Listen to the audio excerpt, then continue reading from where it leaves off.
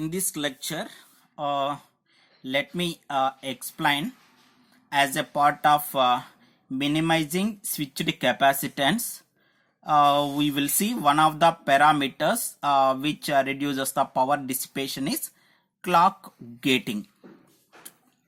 So in a processor, a major component of a processor power is clock power. If you will see, the 50% of the power is going to be distributed in generally for the clock. So the power dissipation on power means because of the power dissipation is going to be taking place. So the power dissipation depends on the power. So one of the most successful and commonly used low power means lowering the this power dissipation is clock gating. Based on the observations, we can tell a large number of transitions are unnecessarily. The large number of transitions are unnecessarily executing. So here, if you will see, such transitions can be suppressed without affecting the functionality.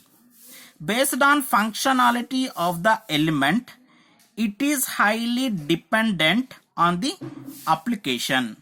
So we can shut down these circuits, which are not in used. Actually, if you will, of course, let me explain that by making use of this diagram. Before that, there are actually two modes. One is active mode, another one is ideal mode. So if let me consider that if it is going to be under the active mode, the clock is going to be running. When the clock is going to be running, the two power dissipations, that is dynamic peak power dissipation as well as leakage power dissipation, these two are going to be taking place. So when it is going to be under the ideal mode, the clock is going to be fixed mode. So there won't be any dynamic leakage. There will be only the leakage power dissipation. Now by making use of this circuit diagram, we will see how this clock gating is going to be coming to the picture. Here I'm going to be making use the functional unit. Of course, in case of this functional unit, it may do any operations, or it may have the registers, or maybe it is going to be a logic block, or maybe it is going to be arithmetic logic unit. There is an additional circuit, that is nothing but the combinational circuit. It will enable the CG, that is nothing but the clock generator. It will enable this clock generator when this functional unit is going to be in active mode. Means it will enable at the time clock is enter into this clock generator. At that time clock is going to be moves from here to here. The functional unit is going to be works. The remaining time it is going to be in ideal mode.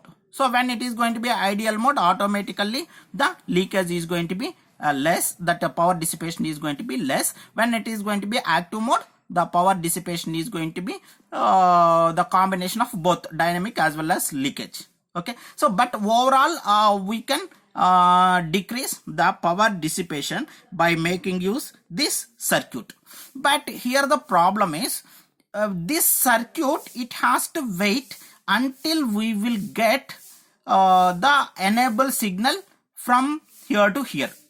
Means the delay is coming to the existence, means the glitch is taking place in this case. So here we are supposed to neglect that glitch. So to reduce that, we are going to be making use the granularity.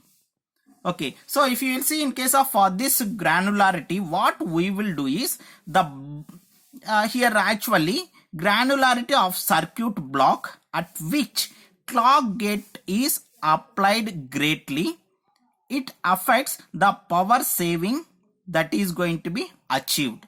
Of course, we will see how it is going to be do. So here actually we have three types of techniques. One is module level clocking, register level clocking, and cell level clocking. Okay, so the clock gating is going to be done in case of this granularity in 3 techniques. In case of one is in module level we will do, and register level we will do, in cell level we will do. Now we will discuss about this module level clock gating. Okay, so if you will see in case of this module level clock gating, let me explain by making use of this block. This is nothing but sensor node block. Okay, so this is the block diagram of a sensor node. Usually we used to call it as the MOT, M-O-T. So if you will see here, here we have a CPU, a transmitter block, and receiver block. Here we have a data acquisition block.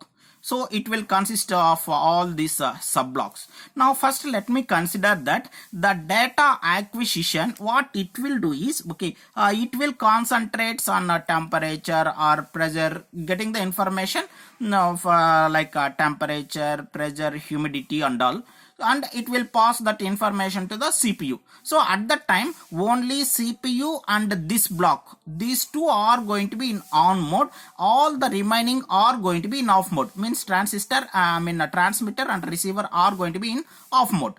Okay, so next the data, so what after completion of this data acquisition, once it is going to be loaded into the CPU, then it will transfer to the transmitter. So at that time this data acquisition and receiver both are going to be in off. Only this and this are going to be in on mode. After completion of the data is going to be submitted to the transmitter. Now transmitter has to send the data. Okay, because it will act as a base station. So when it is going to be sending the data, at that time CPU, data acquisition, receiver all are going to be in off mode. Okay, once it will send the data, it is going to be received by the receiver. So at the time receiver is going to be on, so all are going to be in off mode. Okay, so this is how what we can do is by making use, means here this clock gating is going to be done individually.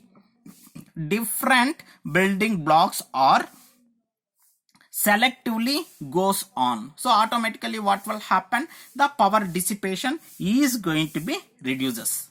So let me explain the same thing by making use this example. Here I am going to be making use one instruction register. It is something like RISC. Okay, that is nothing but reduced instruction set computer one. Means one of the feature of that one is here it will load the data, or it may stores the data. Okay, at the time the remaining one is going to be in off mode.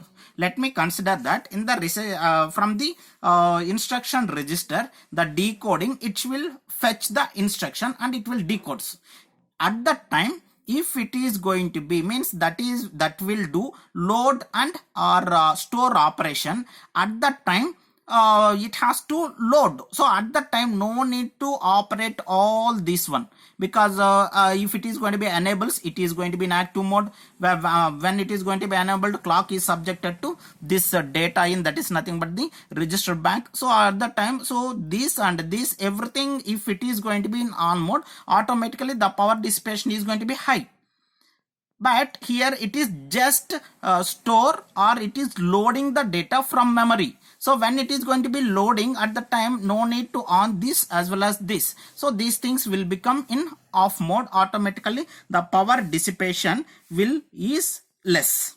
So here if you will see the DL, that is nothing but decoding logic, will decide whether the instruction will decide or it will decode whether it is load or store.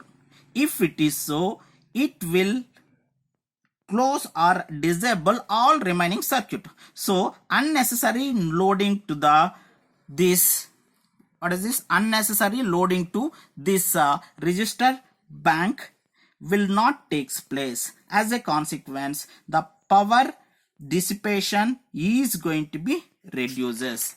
That is the operation of that is the operation which is taking place in case of this module level clock gating.